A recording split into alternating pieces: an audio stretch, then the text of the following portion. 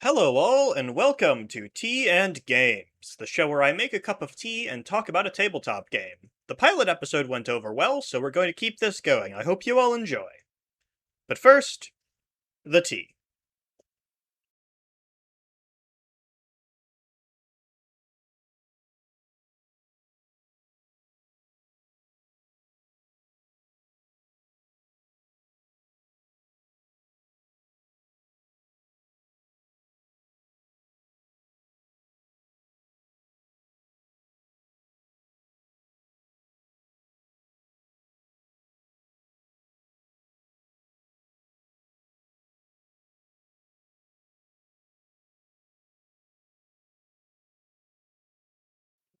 For this episode, we're going to be talking about the game Imhotep, Builder of Egypt, a block placing game for 2 to 4 players designed by Phil Walker Harding and published by Cosmos Games.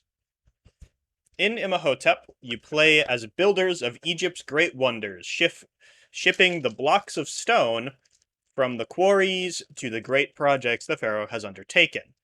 One of the great things about this game is a very visual and tactile game. You're literally building the obelisk's temple and burial chambers as you play, with each location growing as the game progresses. Time your deliveries right and you'll get a ton of points, but time them wrong and you'll give more points to someone else.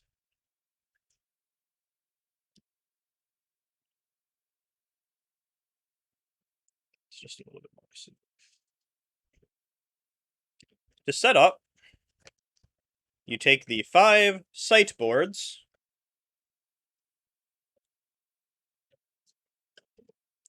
and place them at the center of your table. I have a very small table that I have a camera set up to, so space is limited. Each site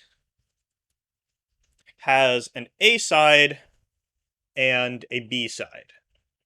A side is the base game, while the B side adds variation to the rules for repeated playthroughs.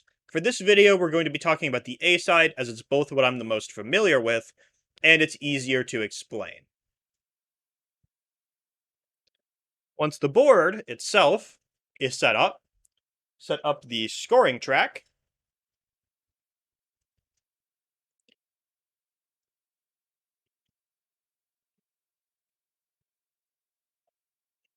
place the 8 ship tokens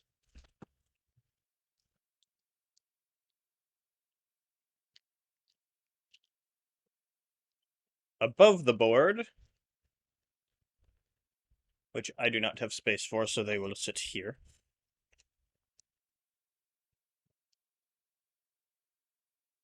Boats, boats, boats, boats, boats, boats.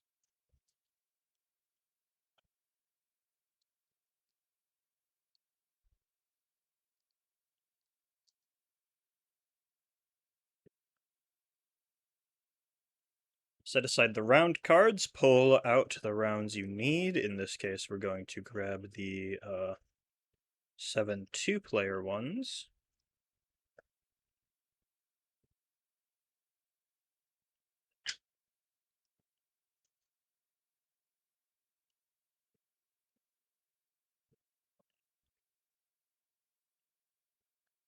And shuffle them.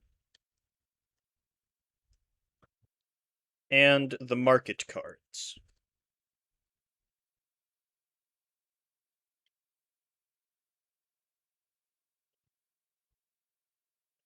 Then discard the top card of the round deck without looking at it. Each player should pick a stone color and place a block from that color on the scoring rack. In our case, we are going with white and gray because sheer laziness sakes. So white and gray both place a stone on their starting. Once that's done, each player takes a supply shed token for their color, then determine who will go first. There's no method of choosing given, so I'd choose the fanciest player. The starting player gets 2 stones.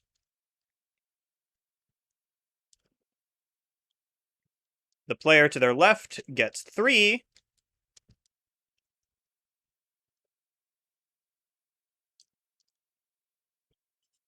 The next player would get 4, and so on and the last player would get 5 in a 4-player game. Each site will be scored differently. The pyramids have a set score where each block placed earns that number of points immediately.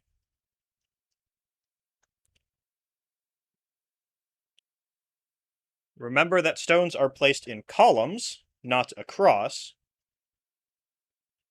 and to time shipments accordingly, as the first and last are usually worth more points for each column. The temple, by contrast, is scored at the end of every round of the game, based on the number of blocks visible from above. So even though gray has 2 blocks in the temple, white gets 4 points because there's only 1 block visible above on gray.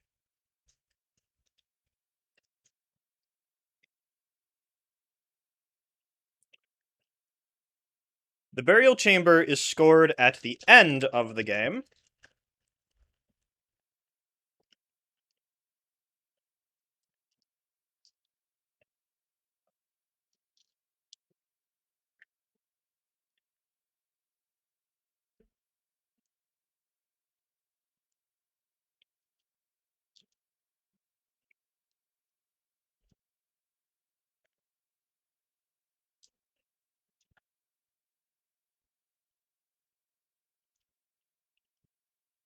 with the highest points going to how long of a total connected line you have.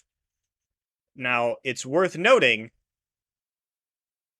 that singular stones and multiple pockets are still worth points. The obelisks, by contrast, are also scored at the end of the game, have a set value of points given, depending on who has the tallest obelisk. So in this case, white has 3 blocks, while gray has 4. So gray gets 10 points and white gets 2 in our 2-player game.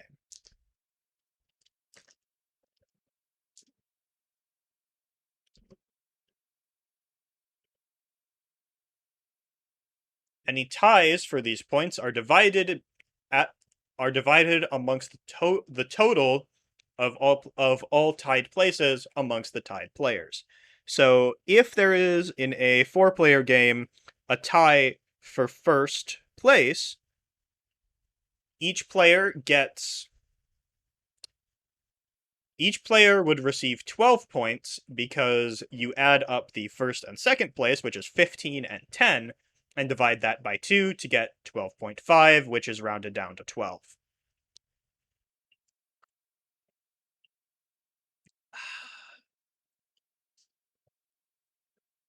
At the start of a round, turn over the top card of the round deck.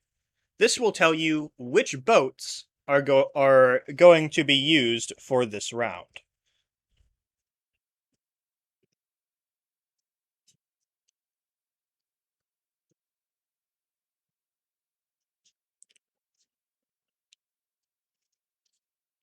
Then turn over the top 4 market cards.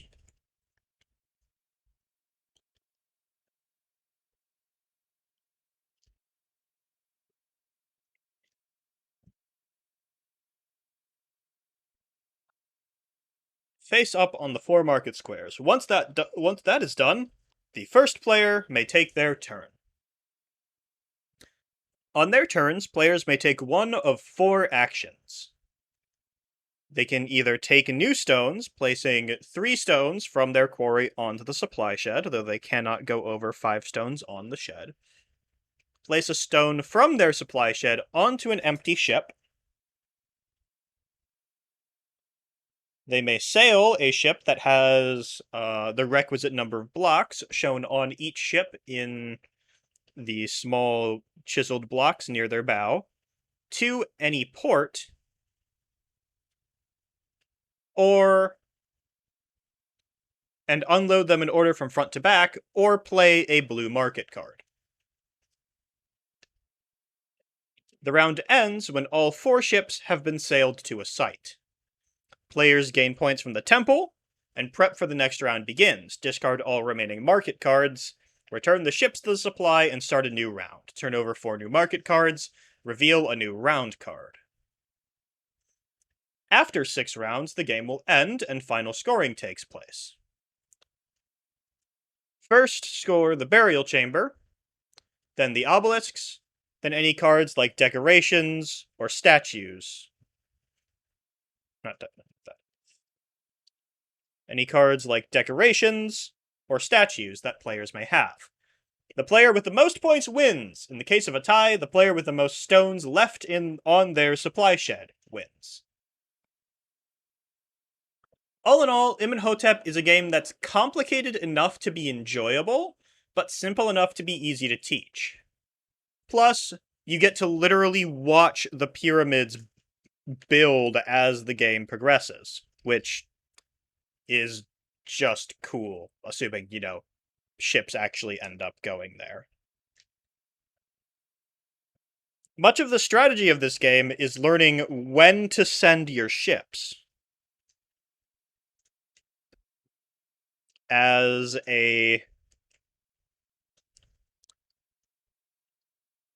you can't send a ship after placing. So if you're the one who gets a ship ready to sail, your opponent can send it somewhere you don't want it to go, say to the market when you don't need cards, or one that will ruin your streak in the burial chamber, or just blocking a location so that they can't send a more valuable ship there. Which leaves a lot of play and counterplay in the game, while also making it hard to completely lock out an opponent, because your main way of counterplay is sending them somewhere else. And if you can adapt to being somewhere that you weren't planning, you'll do just fine in this game. And heck, if you can be craftier than everyone else at the table, you could become the master builder of all Egypt. That's all I have for this week. I hope you all enjoyed. Leave a like if you liked it, subscribe if you want to see more, and comment what games you want me to talk about in the future in the doobly-doo below. Until next time, good luck, stay safe, and don't die.